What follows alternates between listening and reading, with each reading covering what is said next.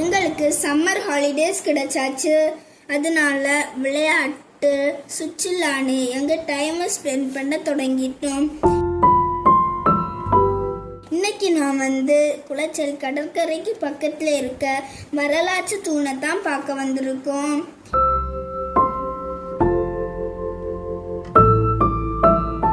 இந்தியாவின் தென் முனையில் இருக்கிற திருவிதாங்கூர் பகுதியை கைப்பற்றுவதற்காக டச்சு படையினர் 1741 ஆண்டு இந்த குளச்சல் கடற்கரை பகுதிக்கு வந்தாங்க.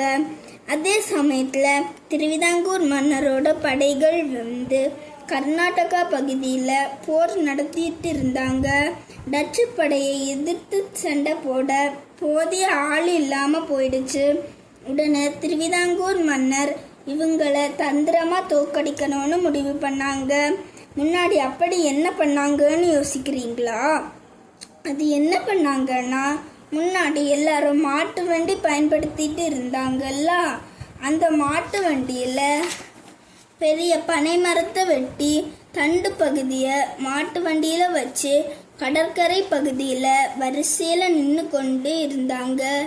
அப்போ அங்கே கடலுக்கு உள்ளாடி கப்பலில் வந்த டச்சு படைகள் தொலைநோக்கியை வச்சு கரையை பார்க்கும்போது அவங்க கிட்ட இருக்கிறத விட பெரிய பீரங்கிகள் நம்ம கிட்ட நிறைய இருக்கிறது போல தெரிஞ்சிச்சு. உடனே அவங்க பயந்து போய் என்ன பண்ணுறதுனே தெரியாமல் கடல்லையே நின்றுட்டாங்க. அதே சமயத்தில் அந்த மன்னர் எல்லா மீனவர்களையும் படகுல போய் கடலுக்கு மறு சைடு வரிசையாக விட்டுட்டாங்க. அவங்க துடுப்பை தூக்கி பிடிச்சிட்டு நின்னாங்க. அது தூரத்துல இருந்து பார்க்கும்போது துப்பாக்கியை பிடிச்சிட்டு நின்னது போல இருந்தது. அதனால டச்சு படை வீரர்களுக்கு நாட்டுக்கு உள்ளாடியும் வர முடியாம திரும்பி போகவும் முடியல, பயந்து நின்னாங்க. அடுத்து நல்லா நீச்சல் தெரிந்த மீனவர்கள் கடல்ல நீந்தி போய் கப்பலுக்கு அடிப்பகுதியை சேதப்படுத்த ஆரம்பிச்சாங்க.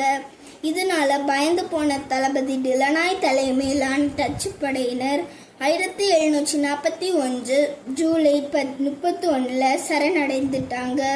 இதுதான் இந்தியாவின் முதல் கடல்வழி போர். இந்த போரோட வெற்றியினை குறிக்கும் வகையில் திருவிதாங்கூர் மன்னர்களால் இந்த வெற்றி தூண் அமைக்கப்பட்டது. இது இப்பகுதி மக்களின் வீரத்திற்கும் போர் தந்திரத்திற்கும் சாட்சியாக உள்ளதாம்.